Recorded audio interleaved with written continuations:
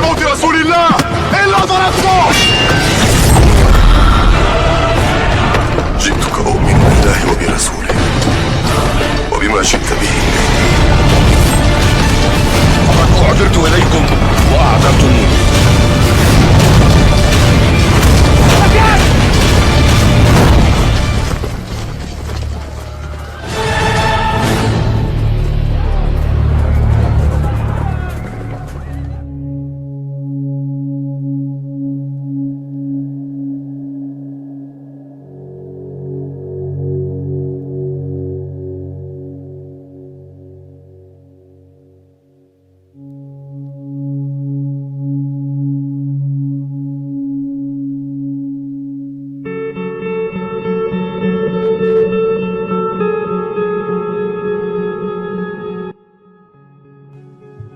Baik, bismillahirrahmanirrahim. Assalamualaikum warahmatullahi wabarakatuh. Waalaikumsalam warahmatullahi wabarakatuh. Alhamdulillahilladzi arsala rasulahu bil huda wa dinil haqq liyudhhirahu 'ala dini kullihi wa kafa billahi syahida. Allahumma shalli ala sayyidina Muhammadin wa ala alihi wa ashabi ajmain wa man tabi'ahu ila yaumiddin. Asyhadu an la ilaha illallah wa asyhadu anna Muhammadan abduhu wa rasuluhu ala dina nabiyya ba'dah. Rabbi shrah li sadri wa yassir li amri wahlul 'uqdatam min lisani yafqahu qawli. Allahumma ftah lana hikmataka wansur alaina rahmataka min khazaini rahmatika ya arhamar rahimin. Allahumma ya muqallibal qulubi tsabit qulubana ala dinik. Allahumma ya musarrifal qulub sharif qulubana ala taatik. Rabbana la tuzigh qulubana ba'da idh hadaitana wa hab lana min ladunka rahmatan innaka antal wahhab. Allahumma khtim lana bil iman, Allahumma khtim lana bil islam, Allahumma khtim lana bi husnil khatimah. Rabbana zidna ilman warzuqna fahman bi rahmatika ya arhamar rahimin. Amin ya Allah ya rabbal alamin. Alhamdulillah, segala puji serta syukur hanya milik Allah dan bagi Allah atas limpahan nikmat yang telah Allah berikan kepada kita semua, terutama nikmat iman dan Islam. Shalawat serta salam semoga tetap tercurah kepada baginda Nabi besar Muhammad sallallahu alaihi wasallam. Alhamdulillah, pada kesempatan kali ini di hari Ahad 14 Maret 2021 kita bisa bertemu kembali di program Ngaji Subuh, yang mana insya Allah di kesempatan kali ini kita akan dibersamai kembali oleh Bapak Profesor Fahmi Amhar. Ya Alhamdulillah, Pak Ustadz sudah hadir, Pak Profesor sudah hadir di ruang Zoom. Terima kasih yang sudah hadir menyimak di ruang Zoom, YouTube, Facebook, dan Instagram. Terima kasih untuk senantiasa setia ya di stay tune di program Ngaji Subuh. Mudah-mudahan setiap apa yang kita lakukan ini diterima oleh Allah Subhanahu wa taala sebagai amal ibadah, dan mudah-mudahan kita semua di sini dikaruniakan kesehatan, dikaruniakan keistiqomahan, dan ditetapkan dalam keikhlasan insyaallah ya dalam setiap amal kebaikan. Amin ya Allah ya rabbal alamin. Dan terima kasih juga yang hadir di YouTube yang sudah menyampaikan kehadiran, dan disertai doa-doa terbaiknya ya. Mudah-mudahan di subuh yang penuh berkah ini setiap doa yang kita panjatkan dikabulkan oleh Allah Subhanahu wa taala. Amin ya Allah ya rabbal alamin. Baik, tema pada kesempatan kali ini adalah tema yang sangat menarik, memaknai berita akhir zaman. Ya insyaallah kita segera akan langsung terhubung saja dengan Bapak Profesor Fahmi Amhar. Assalamualaikum Pak Profesor. Waalaikumsalam warahmatullahi wabarakatuh. Insyaallah sehat ya Pak Prof ya. Insyaallah, berkat doa sama ngaji subuh semua. Amin, mudah-mudahan senantiasa sehat. Kita doakan terlebih dahulu untuk guru kita Bapak Profesor Fahmi Amhar, mudah-mudahan senantiasa sehat, senantiasa dikaruniakan keberkahan dan dikaruniakan umur yang panjang ya insyaallah, rezekinya diluaskan ya, dilapangkan. Amin. Dan setiap ilmu yang disampaikan mudah-mudahan menjadi jariah pahala untuk Pak Profesor dan keluarga insyaallah. Amin ya Allah ya rabbal alamin. Baik, mungkin sudah banyak yang menantikan ya, yang sudah menunggu dari tadi. Langsung saja kita serahkan kepada Pak Profesor. Silakan tafadhol Pak Prof. Bismillahirrahmanirrahim. Assalamualaikum warahmatullahi wabarakatuh. Alhamdulillahirabbil alamin, wassalatu wassalamu ala asrofil mursalin wa ala alihi washabbihi ajmain, amma ba'du. Alhamdulillah, salatu wassalamu ala rasulillah. Jamaah semuanya, pagi hari ini kita akan membahas sebuah topik yang ngetren akhir-akhir ini ya, apa-apa akhir zaman ya. Jangan-jangan juga lama-lama ngaji subuh diganti judulnya jadi ngaji akhir zaman. Sekarang kan ini kelihatan ya slide saya. Kalau ngaji subuh, kalau berkurang viewernya berarti tanda-tanda akhir zaman Pak Prof. Oh iya betul sekali. Ya ini lagi ngetren nih, sekarang ada pengobatan akhir zaman ya, ekonomi akhir zaman. Ini ya ekonomi akhir zaman itu kayaknya yang nulis bukan orang Islam nih ya. Ekonomi akhir zaman, David Jeremiah. Dan pemuda akhir zaman, orang tua akhir zaman ya. Kampung akhir ini properti ini apa? Orang jualan properti ini ya. Problem akhir zaman ya. Perang akhir zaman, ensiklopedia akhir zaman, zikir akhir zaman, semuanya akhir zaman lah, ngetren. Laris buku-buku seperti ini ya. Tapi ini campur aduk dan saya mencoba mengklasifikasikan ada 4 ya. Yang pertama adalah kejadian-kejadian terkait sosial politik atau sejarah ya. Yang kedua kejadian alam yang saintifik. Yang ketiga perkembangan zaman atau teknologi, dan yang keempat kejadian yang gaib atau misteri. 4 ini kelompoknya ya. Nah, yang kita masuk yang pertama dulu nih. Yang kejadian sosial politik. Ada sebuah buku karangan Muhammad Waliullah Abdurrahman ya, An-Nadwi. Judulnya adalah Bukti-bukti Kebenaran Prediksi Nabi Muhammad. Ini isinya sekitar hampir 200-an lah ya, 200-an hadis ya. Di Rasulullah di masa hidupnya itu menyampaikan suatu kalimat dan kemudian ya selang berapa tahun setelah itu ya, baik di masa beliau masih hidup ataupun beliau sudah wafat, itu terbukti benar. Dan di antara prediksi itu adalah takluknya Konstantinopel dan Roma. Ini yang paling terkenal nih. Di mana Konstantinopel itu baru terbukti 830 tahun setelah beliau wafat. Ya. Nah, ini kalimatnya seperti ini. Rasul ditanya oleh salah seorang sahabat, ya Rasul, mana yang lebih dahulu jatuh ke tangan kaum muslimin, Konstantinopel atau Roma? Terus beliau menjawab, ya kota Heraklius ya. Heraklius itu kaisar yang berkuasa di Konstantinopel saat itu akan takluk lebih dulu ya. Itu para sahabat semangat itu kan. Kota Konstantinopel itu kota terbesar di dunia saat itu. Adik kuasa ya, Romawi, Bizantium. Sehingga ketika zaman Umar bin Khattab itu diserukan jihad ke Konstantinopel, itu orang berduyun-duyun dapat, duyun-duyun. Mantan veteran perang Badar, mantan perang Fathul Makkah ya. Umar bin Khattab kan waktu itu sudah menguasai Damaskus ya, Dia bikin angkatan laut ya untuk berangkat ke Konstantinopel itu. Nah, angkatan laut kan perlu kapal ya. Tentunya kapal terbatas kapasitasnya ya. Karena banyak sekali yang mendaftar sampai perlu diseleksi itu ya, ujian. Mungkin kalau ini bahasa kita sekarang ya, mungkin ceknya nih, ayo kamu maju, siapa namamu? Soal cerita namanya segala macam, tes semua, ya, tesnya tentunya keterampilan perang, ya,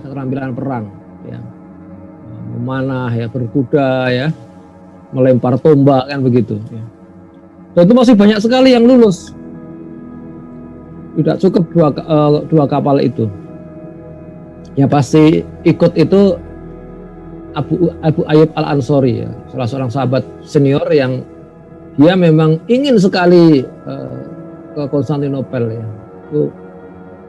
Beliau waktu itu ya di masa Umayyah ya, Bani Umayyah itu ada kesampaian meskipun dia ya Konstantinopelnya belum jatuh tapi dia minta dimakamkan di sana ya. Sampai sekarang makam Abu Ayyub Al-Ansori itu di Konstantinopel ya, di Istanbul itu.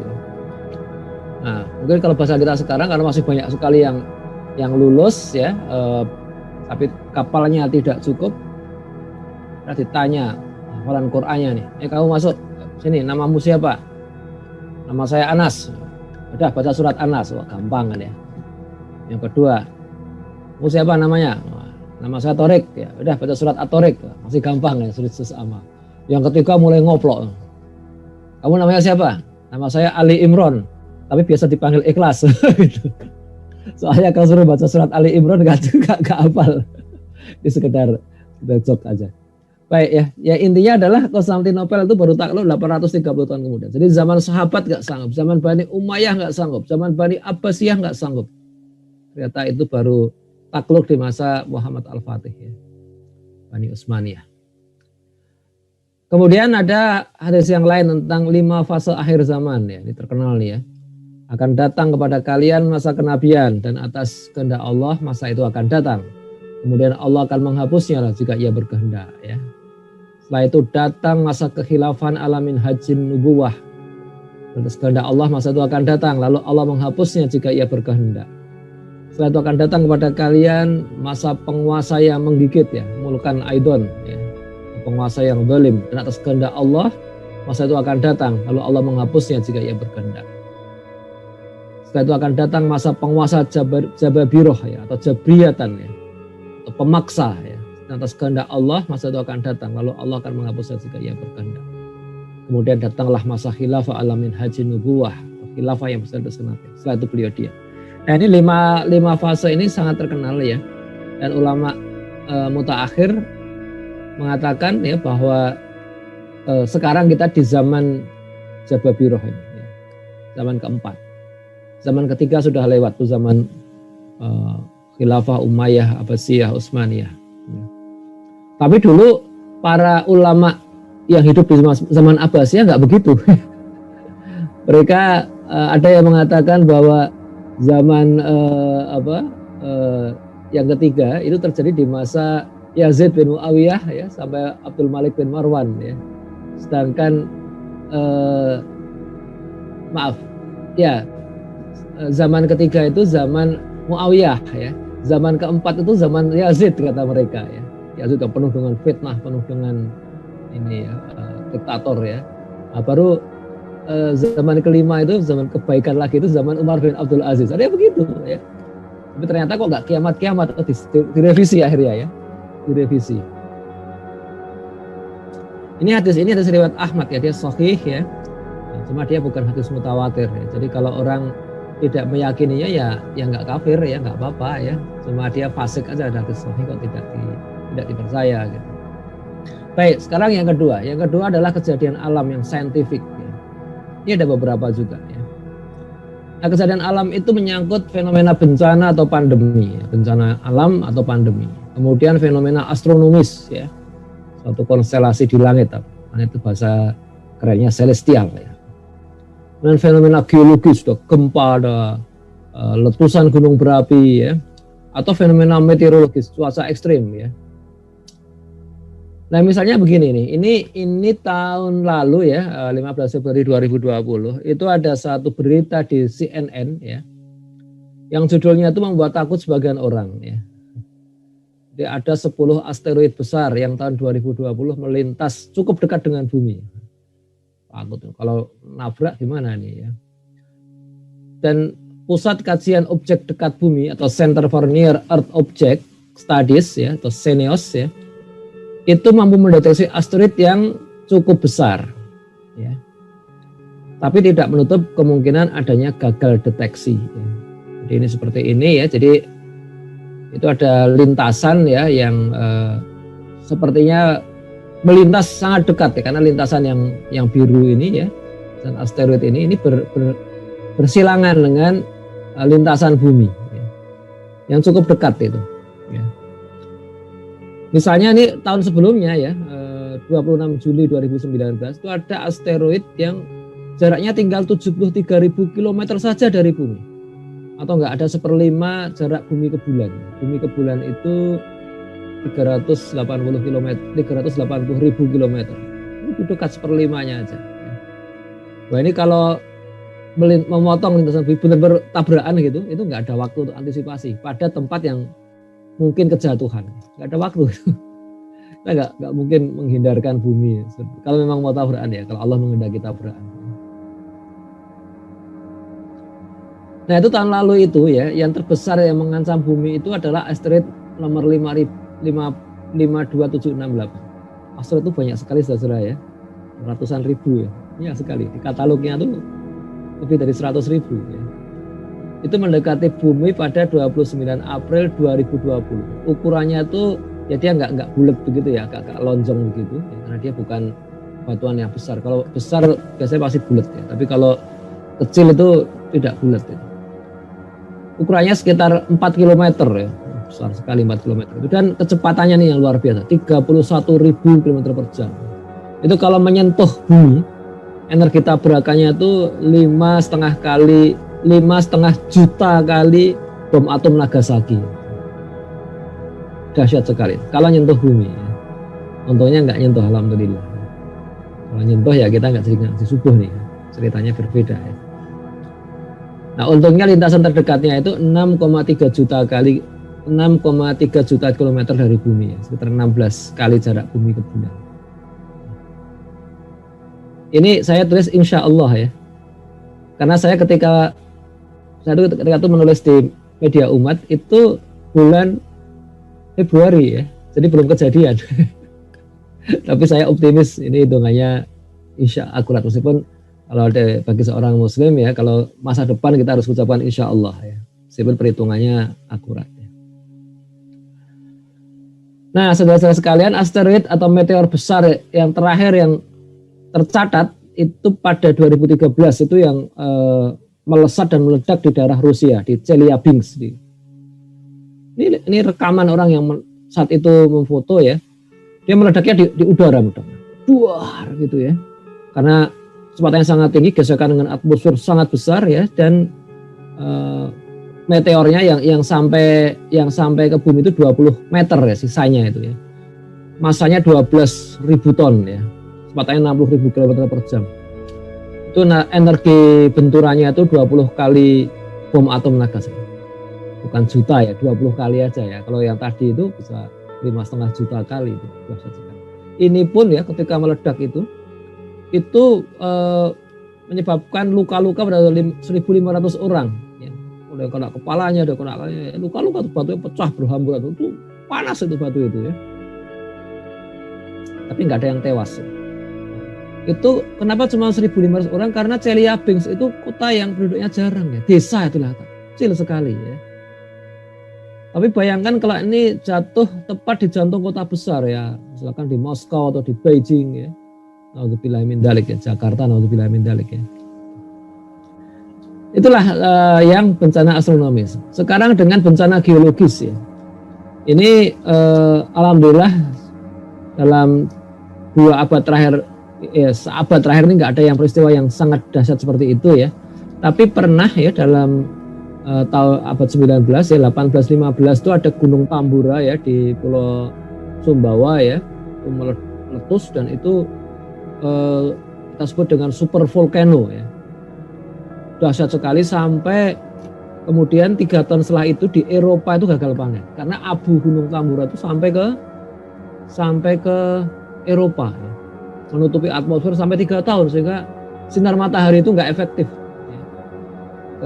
Tidak efektif mencapai permukaan tanah. Padahal itu ledakannya di sini ya, di Indonesia. Kemudian 1883 itu Krakatau. Kalau Krakatau nggak secara energi gunung apinya nggak sedahsyat Tambora sebenarnya. Tambora itu memusnahkan satu kerajaan itu. Jadi di Sumbawa itu ada kerajaan Tambora dulu itu ya. Itu punah gitu, ya. Musnah semuanya lengkap, punah, nggak tahu itu bahkan kemudian kehilangan jejak sejarahnya seperti apa itu ya. Nah, kalau Krakatau itu yang dahsyat tsunami-nya ya di Selat Sunda ya, meletus terus tsunami itu 36.000 orang yang tewas saat itu. Padahal itu tahun itu belum banyak, itu mungkin satu wilayah di sepanjang pantai Selat Sunda itu punah juga itu ya, kena tsunami. Nah, bagaimana dalam sejarah Islam ya? Ini ada kitab Tarikhul Khulafa ya karya Imam Suyuti ya, sudah ada terjemahannya juga. Nah, Imam Suyuti itu wafat masih di masa Abbasiyah itu ya. Dia tahun 1505 ya. Abbasiyah itu resmi menyerahkan tampuk kepemimpinan khilafah kepada Utsmaniyah itu 1517 ya, kepada Sultan Salim. Nah, jadi di Tarikhul Khulafa itu menceritakan kejadian sampai kira-kira 6 tahun sebelum Imam Suyuti wafat ya. Jadi dia cerita ya, jadi dia menceritakan semua yang dia tahu dari masa sebelumnya ya, termasuk saya kira 1084 itu beliau belum lahir ya, itu kan beliau lahir kan beliau wafat kan 1505, jadi beliau lahir 1400-an Masehi lah. Nah, 1084 itu di masa Khalifah Al-Muqtadi bi Amrillah. Itu di dalam kitab Tarikhul Khulafa itu diceritakan ya, bertiup angin hitam pekat gitu yang sangat gelap ke Baghdad, yang dibarengi dengan petir terus-menerus. itu beberapa hari. Hujan pasir, ini badai pasir nih ya. Desert storm ya, kalau bahasa sekarang ya. Hujan badai gurun ya. Dan terjadi dentuman keras ya, sehingga manusia mengira bahwa hari itu kiamat akan tiba. Menyeramkan sekali. Ya, kalau sekarang saya kesulitan cari gambar yang seperti apa nih. Kalau gelap sekali nggak kelihatan nih. Ya dia seperti inilah. Jadi ini badai pasir nih ya. Meskipun nggak saya kira lebih dahsyat dari ini karena sampai gelap sekali dan berhari-hari. Ya. Setelah ini mungkin sehari selesai nih. Ya. Nah, kemudian kemudian ya tahun 592 Hijriah atau 1196 Masehi terjadi angin hitam di Makkah ya. Kalau tadi itu di Baghdad ya, ini di Makkah dan ini terjadi hampir di seluruh dunia ya. Waktu itu belum ada telekomunikasi sih. Saya kira waktunya timingnya tidak serentak ya. Jadi mungkin laporan dari orang-orang yang berangkat haji itu mereka melewati tempat-tempat yang kejadian kayak gitu dan sampai di Makkah kok terulang begitu. Terjadi hujan pasir yang berwarna merah. Padahal pasir itu warnanya nggak merah ya, merahan. Ya. Kemudian sebagian tembok Ka'bah itu runtuh. Ya. Nah, ini gambar yang lain. Kalau warna merah itu ya pasir yang masih ada bagian mineral pasir itu yang seperti ini ya, warna kemerah-merahan seperti ini ya. Setahun kemudian tahun 1197 Masehi bahkan ada meteor yang cukup besar dengan suara yang menggelar, mungkin kayak yang di Chelyabinsk di Rusia tadi ya. Nah itu orang-orang pada memanjatkan doa bersama-sama karena mengira itu tanda-tanda kiamat ya. Nah dalam kitabnya yang lain, jadi As-Suyuti itu punya dua kitab, yang satu tadi Tarikhul Khulafa, mungkin juga lebih dari dua kitab ya. Dan kitab yang lain bernama Al-Kasyaf ya. Beliau menulis satu kumpulan riwayat yang menyimpulkan bahwa kiamat diduga akan terjadi di awal abad 15 Hijriah. Karena dia mengutip satu hadis ya, saya tidak tahu, terus belum mentahqiq hadis ini tingkat kesohihannya seperti apa. Beliau mengatakan bahwa umur dunia ini sangat pendek ya. Jadi tinggal dia memberi kode dengan jari itu sekitar 1,5 hari. Nah, terus para ulama mentafsirkan 1 hari di sisi Allah itu kan 1000 tahun ya. Jadi kalau 1,5 hari berarti 1.500 tahun. 1.500 tahun setelah kenabian ya, saat Nabi terima wahyu. Dia menerima wahyu 13 tahun sebelum hijrah. Berarti ya kira-kira tahun 1500-an ini ya. Setelah kenabian, belum sampai akhir abad belum sampai akhir tahun 1500. Sekarang kan 1542. Jadi penafsiran dari As-Suyuti ya. Ada yang lain juga sih yang menafsirkan berbeda. Baik, sekarang bagian yang ketiga yaitu perkembangan teknologi ya. Itu menarik juga ya. Jadi ada beberapa yang saya catat ya, itu tersingkapnya emas akhir zaman, hadis, pembangunan pencakar langit akhir zaman, kemudian mata uang akhir zaman dan senjata akhir zaman. Ya emas ya, nah, ini hadisnya nih di riwayat Bukhari. Hari kiamat tak akan terjadi sebelum sungai Efrat dan menyingkapkan gunung emas yang berperang. 99 dari 100 orang akan tewas ya, dalam pertempuran, dan setiap dari mereka berkata mungkin aku satu-satunya sebelum begitu ya. Ini peta di Irak ya, sungai Efrat itu di sebelah selatan ya, kalau di sebelah utara itu sungai Tigris, yang melewati Baghdad itu sungai Tigris ya. Ada sebuah hadis yang lain yang mengatakan bahwa ada 4 mata air di surga ya, masing-masing mengalirkan sebuah sungai. 2 sungai mengalir ke dunia, yaitu sungai Efrat dan sungai Nil, nah, begitu kan. Saya kira hadis itu metafora ya, karena faktanya mata air sungai Efrat kita tahu di Turki itu bukan di surga ya. Sungai Nil juga kita tahu mata airnya di Uganda itu, di Danau Kalahari, Danau Victoria ya, di Danau Victoria.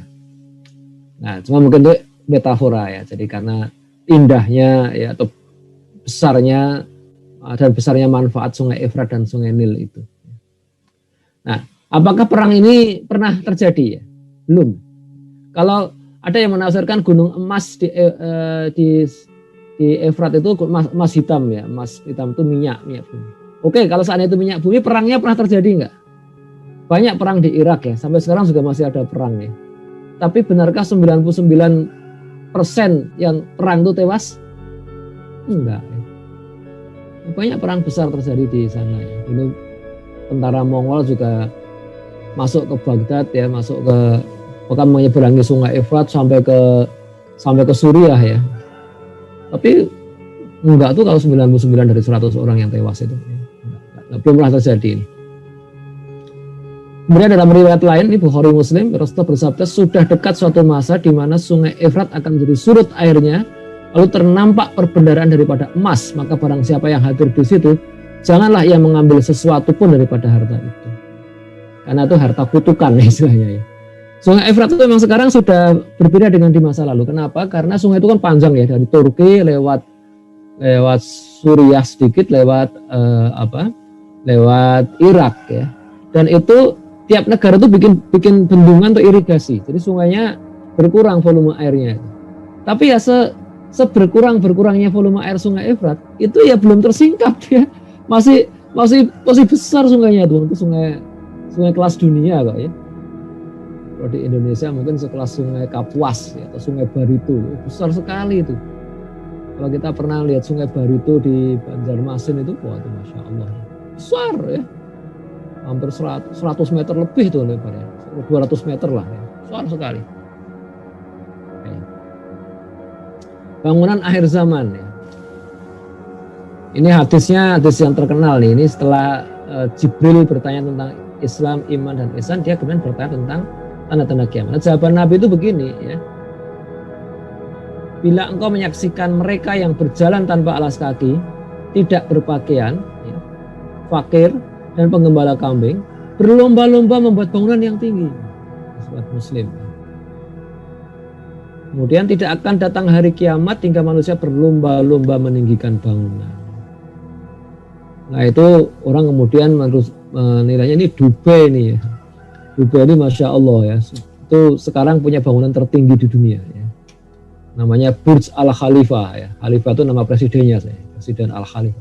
Dubai itu aneh ya, dia kerajaan ya. Uni Emirat Arab itu republik ya, yang terdiri dari kerajaan-kerajaan. Terus karena republik maka pimpinannya presiden, tapi presidennya nggak dipilih. Presidennya itu giliran dari raja-raja yang membentuk Uni Emirat Arab itu. Lucu ya, ada presiden tapi tidak dipilih, tapi raja. Ada presiden tapi raja. Nah ini dua foto antara Dubai tahun 91 dan Dubai tahun 2005. Ini waktu itu Burj Al Khalifa belum ada ya. Ini cepat sekali ini ya, dan wah itu luar biasa. Sekarang pun juga masih tumbuh terus tuh gedung-gedung di Dubai itu ya. Tapi kalau dipikir-pikir, benarkah yang bikin Dubai, yang bikin kota itu orang-orang yang berjalan tanpa alas kaki? Ya enggak juga sih ya. Tidak berpakaian, ya enggak juga sih. Ya artinya mungkin 100 tahun yang lalu mereka tidak beralas kaki ya, orang Badui, orang ini ya. Tapi sekarang kan enggak ya. Kalau yang bikin gedung-gedung itu ya faktanya sudah modern juga orang-orang. Syekh itu orang kaya juga ya. Oke, jadi hadis ini sebenarnya Doni Udalalah, sebenarnya Doni meragukan. Nah, yang berikutnya uang akhir zaman ya. Ini ada hadis yang terkenal juga nih. Akan tiba masa pada manusia, pada masa itu tidak ada apapun yang bermanfaat selain dinar dan dirham ya. Riwayat Ahmad ya. Nah ini dipakai oleh penggiat dinar dan dirham untuk memasarkan produk mereka. Ya, kemarin ada kejadian di Depok di pasar Muamalah ya, nggak tahu kelanjutannya gimana tuh, sampai penggiatnya ditangkap ya, ditahan berapa lama ya, dan dinar dirham disita lagi ya, lumayan juga nilainya. Nah ini kalau penggiat dinar dan dirham itu sering pakai hadis ini dan seakan-akan Rasul memuji dinar dan dirham dan mencela uang modern. Apa ini uang kertasnya sekarang ya? Apa ini uang kertas? Nanti akan tiba masa yang bermanfaat tuh dinar dan dirham. Uang kertas tuh nggak ada gunanya, sekalipun dolar, sekalipun euro dan sebagainya gitu ya. Uang dinar dan dirham. Jadi uang kertas ini, ya, uang kertas, apalagi e-money ya, apalagi uang-uang fintech ya. Padahal kalau dipikir-pikir ya, zaman Nabi menyampaikan hadis ini, ya, di masyarakat tuh yang ada ya dinar dan dirham. Zaman Nabi itu belum ada uang kertas, apalagi e-money atau fintech itu belum ada. Ya. Jadi makna hadis itu justru negatif ya, negatif makna itu ya. Jadi Rasul itu mengingatkan akan keadaan suatu masa di masa depan di mana orang tidak lagi menghargai kejujuran, kesetiaan, keberanian atau kecerdasan, melainkan hanya uang ya, sekalipun uangnya dinar dan dirham. Itu begitu ya. Nah, ini yang paling banyak disalahpahami, senjata akhir zaman ya. Ini hadisnya panjang ya, saya bacakan ya terjemahnya. Rasulullah bersabda, tidak akan berdiri hari kiamat ya, sehingga kaum Rum sampai di Amak dan atau Dabik ya, itu nama tempat di Suriah itu, untuk menyerang kamu ya. Maka datanglah satu pasukan yang akan menghadapi mereka dari kota Madinah. Madinah berangkat sampai Suriah. Mereka pada waktu itu adalah manusia-manusia terbaik di bumi ini. Bila mereka telah berbaris rapi siap berperang, maka berkatalah orang-orang Rum, biarkan kami membuat perhitungan dengan saudara-saudara kami yang telah tertawan. Maksudnya yang telah masuk Islam. Orang Rum yang telah masuk. Ini zaman Nabi juga belum. Zaman Umayyah juga belum terjadi yang kayak gini. Kemudian kaum muslimin berkata, kami tidak akan membiarkan kamu mengusik saudara-saudara kami. Jadi biarpun orang-orang Rum, tapi kalau sudah masuk Islam itu saudara-saudara kaum muslimin. Ya. Lalu kaum muslimin pun menjawab tantangan untuk memerangi mereka. Ya, perang, gambar perang. Dalam pertempuran itu sepertiga dari tentara Islam melarikan diri dari pertempuran, yang mana mereka tidak akan diampuni dosanya oleh Allah selama-lamanya. Sepertiga lagi tentara Islam tadi tewas sebagai syahid. Itu yang syahid yang paling baik di sisi Allah. Dan sepertiga lagi dari sisa tentara itu mendapatkan kemenangan, yang mana mereka tidak akan tersesat selama-lamanya. Menang, artinya Rum takluk. Ya. Tapi perangnya di Amik ya, di Amak atau Dabik ya, tempat di Suriah. Perangnya di situ. Ya. Kemudian ya mereka menaklukkan kota Konstantin. Ya, kan. Kemudian ketika mereka sedang membagi-bagi harta rampasan perang, mereka telah menggantungkan pedang mereka di pohon zaitun. Ini disebutkan adalah pedang. Pedangnya kayak gini, pedang itu nggak ada kebingungan pedang itu kayak apa ya, nggak multitafsir. Nah, setelah pas mereka bagi-bagi rampasan perang itu, setan berteriak, sesungguhnya Masihud Dajjal telah menguasai keluarga kami. Itu kan dari Madinah berangkat ke Suriah, ke Amak atau Dabik tadi, keluarga ditinggal di Madinah kan. Tiba-tiba Dajjal cerita, wah ini keluarga kalian dikuasai Dajjal, tinggal perang dikuasai Dajjal ini. Kemudian mereka tentara Islam bersama Al-Mahdi, itu Al-Mahdi sudah ada nih Al-Mahdi itu, bergerak pulang. Jadi Amak atau Dabik itu Suriah yang paling ujung lah ya. Paling ujung. Sekarang wilayah Suriah itu ya. Nah, ketika mereka sampai Syams ya, sampai Syams, disebut Syams itu ya Damaskus dan sekitarnya ya. Keluarlah Dajjal itu dekat mereka. Saat kaum muslimin telah siap berperang, datanglah waktu sholat. Wah, sholat dulu nih ya, sholat dulu. Pas sholat itu turunlah Isa bin Maryam. Isa bin Maryam itu diceritakan akan turun di sebuah menara putih di Damaskus. Ya. Ia pergi menghadap mereka. Ya. Nah begitu Isa itu dilihat oleh musuh Allah, ya, Dajjal itu meleleh, hancur seperti garam yang mencair. Ya, meleleh.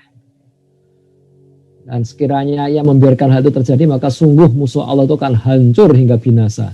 Tapi Allah berkehendak ya membunuhnya di tangan Isa bin Maryam. Jadi belum meleleh sampai habis tuh Isa kemudian menancapkan tombaknya ke Dajjal tadi. Dan Isa kemudian memperlihatkan darah Dajjal itu di tombaknya. Ini Sahih Muslim itu. Ya. Hadisnya Sahih. Kitab Al-Fitan wa Asratus Sa'ah. Ya. Kitab fitnah dan tanda-tanda kiamat. Jadi ini ada dua kata kunci. Ya.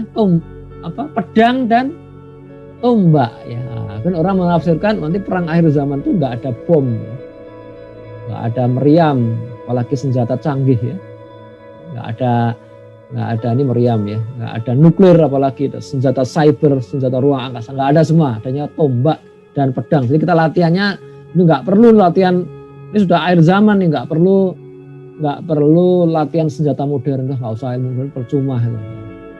Padahal tadi yang menaklukkan tadi, yang menancapkan tombak itu Isa ya. Yang lain nggak tahu bawa apa. Ya, ini perang online nggak perlu nih ya. Cyber ruang angkasa ini ya. Padahal kalau dipikir ya wajar. Ketika Rasulullah menyampaikan hadis itu, semua senjata modern itu nggak ada, belum dikenal ya. Yang namanya meriam seperti ini baru ada di zaman Muhammad Al-Fatih ya. Ya kan? Senjata nuklir ya, itu baru ada abad 20 ya. Senjata cyber baru ada sekarang ya. Cyber. Nah ini persoalan ya, kaum muslimin ada yang kemudian udah nggak usah lah, senjata air zaman itu ya pedang dan tombak gitu, nggak ada lagi ya. Jadi bahwa Dajjal mati ditombak oleh Isa alaihissalam tidak berarti senjata modern tidak ada ya. Jadi kalau tentara itu ya boleh-boleh saja dia bawa senjata modern, tapi juga masih bawa pedang, ya boleh-boleh saja, nggak ada yang dilarang, ya kan? Buat apa ya? Nanti kalau pelurunya habis dia masih bisa membela dirinya. Ya. Itu tahun 1270 itu Hasan al-Rommah dari Suriah itu menulis kitab Al-Furusiyah wal Manasib al-Harbiyah ya, kitab tentang formasi perang dan peralatan perang. Itu 70 resep kimia bahan peledak ya, teknik membuat roket itu ada itu ya. Dan itu masih sudah lewat beberapa generasi dari kakeknya ya. Ya diperkirakan tahun 1100-an ya, tahun 12 Masehi. Baik, nah sekarang yang terakhir ini kejadian yang gaib yang masih misteri. Itu ada 4 ini. Sementara sebagian sudah saya sebutkan ya. Ada Imam Mahdi, ada perang besar akhir zaman, ada Dajjal, dan ada Ya'juj wa Ma'juj. Ya. Ini sebenarnya misteri ya, dan sampai sekarang orang nggak tahu nih seperti apa hakikatnya ya. Ketika kalau bicara Imam Mahdi ini ada hadis ya, yang artinya adalah aku berikan kabar gembira kepada kalian dengan datangnya Al-Mahdi ya, yang dimunculkan pada umatku saat ada perselisihan dan kegoncangan di antara manusia. Lalu bumi akan dipenuhi dengan keseimbangan dan keadilan ya, sebagaimana telah dipenuhi oleh kejahatan dan kezaliman ya. Penduduk langit dan bumi ridho dengannya, itu di Musnad Ahmad ya. Hadis ini terkenal ya. Nah, kemudian hadis yang lain Nabi bersabda ya, akan ada perselisihan pada saat matinya seorang khalifah ya. Artinya apa? Kalau sekarang nggak ada khalifah, Imam Mahdi nggak akan muncul. Ataupun orang bilang, ya sudah nggak usah ada khalifah saja biar nggak ada Imam Mahdi, hari kiamat nggak segera datang. Ya kan? Jadi biarin aja gitu ya. Udah ada yang mikir begitu ya. Tapi itu kan sudah janji Allah ya. Jadi Al-Mahdi itu muncul setelah khilafah tegak kembali. Suatu ketika ada khalifah, seorang khalifah wafat ya. Ada perselisihan siapa ini penggantinya. Nah, keluarlah seorang laki-laki dari penduduk Madinah berlari menuju Makkah ya. Dan orang-orang Makkah mendatanginya. Lalu mereka melakukan laki-laki itu, sedang laki-laki itu membencinya. Ini kalimat di dalam hadisnya itu kadang-kadang ambigu. Ini yang satu yang mana itu semua laki-laki begitu. Kemudian mereka membuat laki-laki itu di antara rukun Yamani dan Makam Ibrahim. Itu kirimkan kepada satu pasukan, lalu pasukan ditenggelamkan di Baidah ya, antara Mekah dan Madinah. Allah alam Baidah itu persisnya di mana itu ya, karena itu pasir semua itu, nggak ada sungai di situ ya, tapi kalimatnya ditenggelamkan.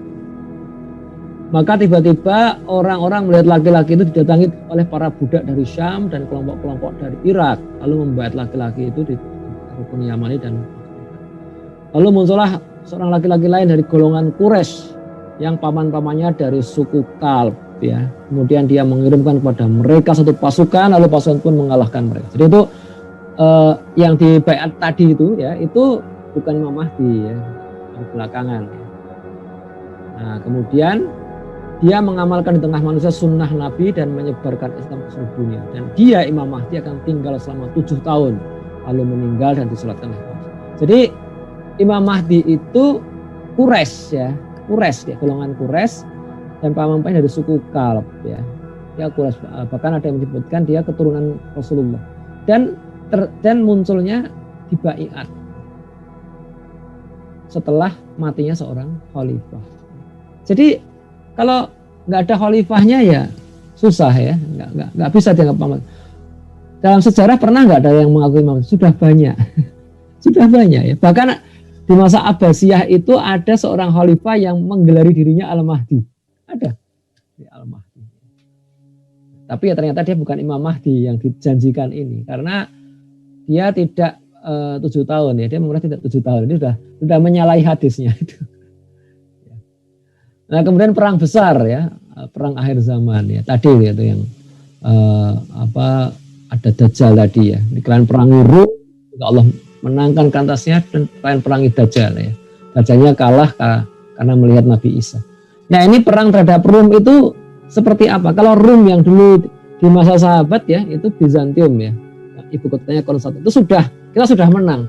Tapi yang menang bukan pasukan dari Madinah, melainkan pasukan Muhammad Al-Fatih ya. Muhammad Al-Fatih dulu pangkalannya bukan di Madinah, pangkalannya di Anatolia ya, di Turki ya. Beberapa kota kepung itu kan, beberapa kota di Turki sudah dia kuasai, kemudian dia mengepung Konstantinopel. Nah, jadi Rum yang mana nih? Berarti Rum masa depan. Maka ada yang mengatakan perang terhadap Rum itu 2 kali. Ya. Konstantinopelnya juga 2 kali. Nah, sekarang Konstantinopel itu kan ibu kota ya satu kota kaum muslimin ya, Istanbul tuh ya sekarang ya. Oh perang lagi ya, perang masa muslim terhadap muslim kan sayang gitu kan. Ini wallahu a'lam seperti apa? Apa mungkin di masa depan tuh Istanbul direbut kembali dari kaum muslimin seperti Cordoba ya? Nah, wallahu a'lam. Ya, karena Jazirah Arab dan Persia sudah ditaklukkan ya, kemudian Bizantium oleh Muhammad Al-Fatih. Ya ini kita nggak tahu nih.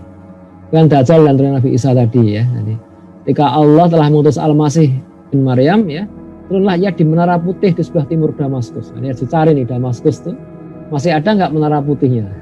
Ini kalau orang Islam kalau gitu semua Menara Putih kita hancurkan, ya. Biar Nabi Isa nggak bisa turun gitu. Menara Putihnya atau catnya diganti ya, jadi nggak putih, jadi menara hitam atau menara merah begitu ya. Dengan mengenakan 2 buah pakaian dicelup dengan waros dan za'faron ya, minyak wangi ya. Dan kedua telapak tangannya diletakkan di sayap 2 malaikat. Ya. Bila dia, ini kan Nabi Isa itu diriwayatkan rambutnya itu panjang. Gitu. Nah, tidak ada orang kafir pun yang mencium nafasnya kecuali pasti meninggal dunia. Dan nafasnya itu sejauh mata memandang. Jadi, Masya Allah nih, jadi ketika Nabi Isa turun itu orang-orang kafir bergelimpangan itu. Ya. Mencium nafasnya Nabi Isa itu. Nah, lalu Isa mencari Dajjal ya di pintu atau dibunuhnya Dajjal. Ini hubungan Nabi Isa dengan Dajjal seperti ini. Dajjal itu nggak terkalahkan kecuali oleh Nabi Isa. Tapi itu di masa Imam Mahdi ya. Jadi Imam Mahdi ada dulu, kemudian ada perang besar, kemudian Nabi Isa turun untuk mengalahkan Dajjal. Nah, yang terakhir tentang Ya'juj wa Ma'juj. Kalau tadi tentang Dajjal, Imam Mahdi ya, Nabi Isa turun itu di hadis ya. Kalau di Quran itu ya dikatakan Nabi Isa akan dihidupkan kembali, tapi hidupkannya seperti apa wallahu a'lam ya. Diturunkan nggak ada cerita diturunkan kembali ke bumi, nggak ada kalau di Quran, di hadis itu. Nah kalau Ya'juj wa Ma'juj itu ceritanya ada di surat Al-Kahfi ya. Qalu ya dzal qarnain inna Ya'juj wa Ma'juj mufsiduna fil ard ya. Hai dzul qarnain, sungguhnya Ya'juj dan Ma'juj itu orang-orang yang berbuat kerusakan di muka bumi. Fahal naj'alu laka kharjan ala an taj'ala bainana wa bainahum sadda ya. Maka dapatkah kami memberikan pembayaran kepadamu supaya kamu membuat dinding antara kami dan mereka. Jadi mereka manusia yang bertemu dengan Ya'juj wa Ma'juj itu minta tolong ke Dzulqarnain. Pertanyaannya Dzulqarnain itu siapa dan kapan hidupnya? Lagi-lagi wallahu a'lam. Kita nggak tahu. Ya. Ini cerita masa lalu ini ya. Dzulqarnain itu kan masa lalu. Itu pun kita nggak tahu Dzulqarnain itu di mana, kapan, wallahu a'lam. Ya. Karena di Quran bahasa Arab itu dibedakan antara masa lalu dan masa depan. Ya. Dzulqarnain adalah tokoh masa lalu disebutkan di Quran. Tokoh sejarahnya siapa? Nggak ada yang tahu. Ya. Nah, sehingga kalau ini nggak ketahuan, dinding yang dibuat Dzulqarnain di mana ya nggak tahu. Oh di film-film seperti ini ya. Atau dinding kayak gini zaman sekarang ada pesawat terbang kan gampang, tinggal dilewatin kelihatan dari atas. Seperti apa? Nah, ini ada teori Ya'juj wa Ma'juj itu ya di ada yang menuliskan dari bangsa Kaukasus lah, bangsa Eropa ya, dindingnya di Irak gitu kan ya. Tapi ya ini ternyata yang menggambar peta ini itu orang Yahudi ternyata. Jadi kisah Ya'juj wa Ma'juj itu kalau di Yahudi namanya Gog Magog ya, itu namanya ya. Itu dikisahkan tuh pimpinan itu raksasa ya, dan pasukan itu sangat banyak ya. Kalau di sebuah hadis itu dikatakan Ya'juj wa Ma'juj itu satu orang tuh bisa punya anak sampai 1000 gitu. Banyak banget ya. Nah, perang akhir zaman itu dia mengatakan ini di Suriah sekarang ini. Waduh, perang nggak selesai akhir zaman nantinya itu. Wallahu a'lam, kan nggak tahu ya. Ya, ada huru-hara akhir zaman ya, pesona akhir zaman. Nah, ini kalau nanti sampai akhir abad 15 Hijriah ini nggak terjadi kiamat ya, nanti direvisi lagi. Nah, ibrahnya apa ya? Saya baca di Tarikh Tabari ya, beliau wafat tahun 922 Masehi. Dia menggali berbagai dalil sekalipun dhaif dan menyimpulkan bahwa kiamat mungkin terjadi 500 tahun setelah kenabian. Ini kalau Tabari ya, Tarikh Tabari. Jadi bukunya panjang sekali ya, tafsir. Dia ada 2 buku, Tarikh Tabari dan Tafsir Tabari ya. Itu ulama ini ya, Imam At-Tabari itu hanya bikin 2 buku, tapi masing-masing bukunya itu dahsyat ya. Tarikh Tabari itu berapa jilid itu ya? 10 jilid kalau nggak salah ya, 10 juz.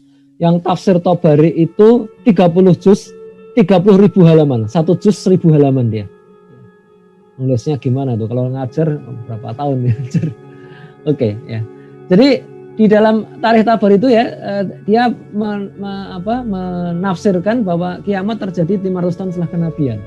Ya, kenabian itu tahun 610 ya, 610 Masehi ya. Jadi kira-kira tahun 1100-an ya. Dan itu ketika tahun 1100 Masehi itu ada perang salib gitu. Itu udah menyangka ini sudah mau kiamat ini, perang salib ya. Pasukan salib dari Eropa datang seperti tsunami gitu ya, melanda Palestina ya, melanda Suriah dan sebagainya. Ternyata kok nggak kiamat juga. Ya. Jadi tidak terbukti apa yang beliau prediksikan, salah ya. Jadi arti semua ini adalah dalam sejarah pernah ada musibah besar, bencana alam, pembantaian kaum muslimin ya, yang disangka tanda-tanda hari kiamat, namun ternyata sejarah masih berlanjut. Ini bukti bahwa semua prediksi ini tidak meyakinkan. Dan memang sesungguhnya kiamat tidak ada yang tahu kapan pastinya kecuali Allah. Mungkin kalian saudara semua ya, poster seperti ini di masjid-masjid ya. Ini diambil dari kitab Bidayah wa Nihayah Imam Ibnu Katsir ya. Nah, itu Ibnu Katsir itu juga beliau hidup sebelum takluknya Konstantinopel ya. Dan tafsir dan cerita ini banyak yang meleset ya, banyak meleset. Ya. Jadi yang perlu kita kedepankan tentang kiamat, bahwa kiamat pasti terjadi, meskipun tak satu pun yang tahu kapan terjadi selain Allah. Ya. Prinsip ini Allah tegaskan dalam Al-Quran dalam bentuk jawaban kepada orang yang suka bertanya tentang kapan kiamat. Ya. Yas'alunaka 'anis sa'ah ayyana mursaha. Ya. Mereka bertanya kepadamu tentang kiamat, kapan itu terjadi? Ya. Qul innama ilmuha inda rabbi. Ya. Sesungguhnya pengetahuan tentang kiamat hanya di sisi Tuhanku. La yujalliha liwaqtiha illa huwa saqulat fis samawati wal ardi la ta'tikum illa baghtah. Ya. Kiamat itu amat berat huru-haranya ya, bagi makhluk ya, yang di langit dan di bumi. Kiamat itu tak akan datang kepadamu melainkan tiba-tiba. Ya. Yas'alunaka ka'annaka hafiyun anha qul innama ilmuha indallahi walakinna aktsarun nasi la ya'lamun. Mereka bertanya kepadamu seakan-akan kamu benar-benar tahu. Katakanlah, sesungguhnya pengetahuanku tentang hari kiamat itu di sisi Allah. Tapi kebanyakan manusia tidak mengetahui. Jadi kita sebenarnya nggak usah berdebat. Memang asik ya, bercerita masa depan itu kan asik ya, berandai-andai gitu asik. Tapi itu ya, nada jawaban Allah itu celaan ya, mencela Allah tentang orang yang tanya kapan hari kiamat. Jadi orang yang bertanya tentang itu terkesan tidak percaya akan datangnya kiamat. Jadi mereka mencari tahu. Ya. Andai mencari tahu tentang kiamat itu mulia, tentu Allah memuji perbuatan mereka. Enggak dipuji. Jadi mencoba menggali waktu kiamat sama sekali tidak berguna bagi kehidupan manusia. yang lebih penting adalah menyiapkan amal baik untuk bekal di hari kiamat. Karena kiamat itu bukan kehancuran alam semesta ini, tapi kiamat itu yang penting kebangkitannya dan pertanggungjawaban kehidupan kita.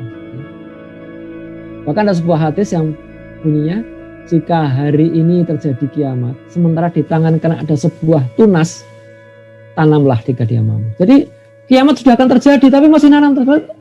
Pohon itu kan bukan sehari selesai ya. Menanam pohon kurma itu baru berapa tahun itu ya.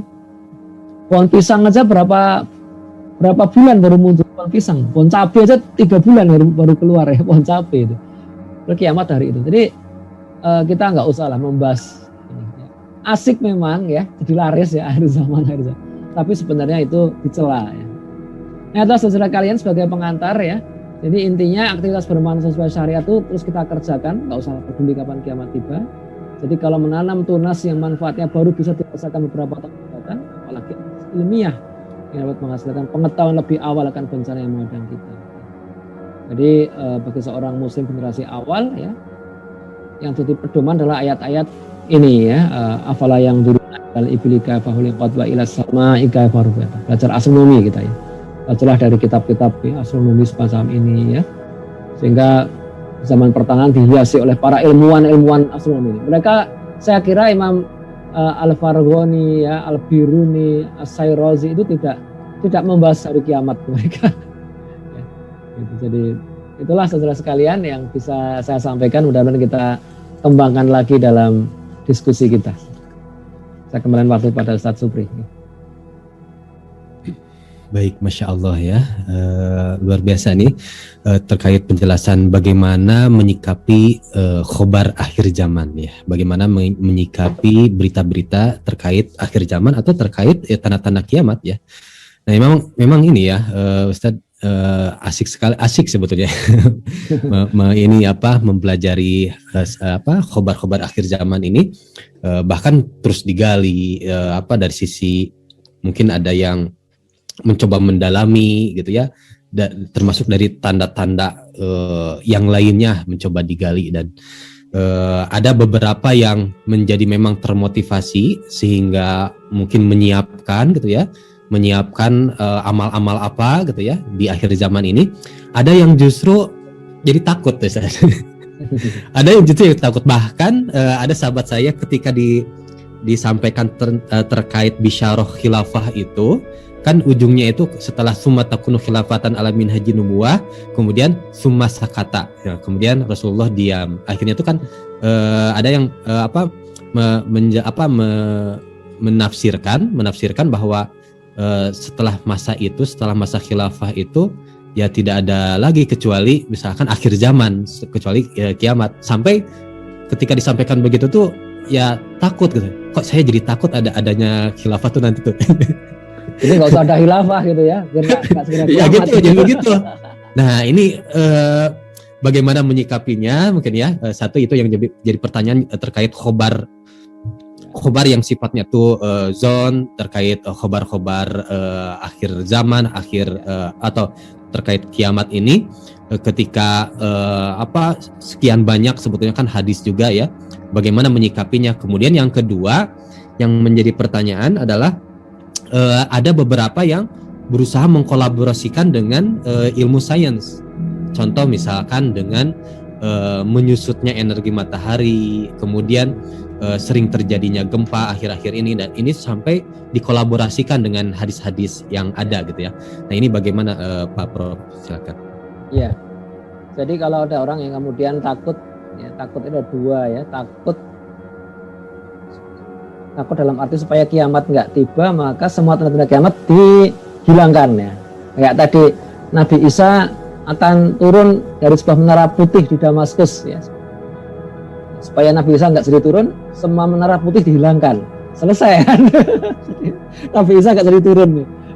Jadi ada menara putih, menara masjid ya, putih, dicat ulang, jangan putih, merah lah. Nabi Isa nggak jadi turun. Ya, ada gitu.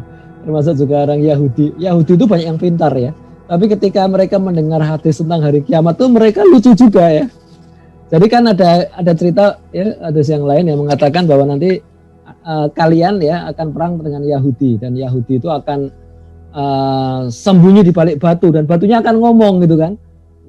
Ini belakangku ada orang Yahudi, ini batu dan kayu ya, pohon-pohon kayu itu akan ngomong, ada Yahudi di belakangku ini, kecuali pohon gorkot ya. Pohon gorkot itu ada hadisnya itu. Pohon gorkot nggak ngasih tahu. Nah itu sekarang ini ada sekelompok Yahudi ya yang dan menanam pohon gorkot ya.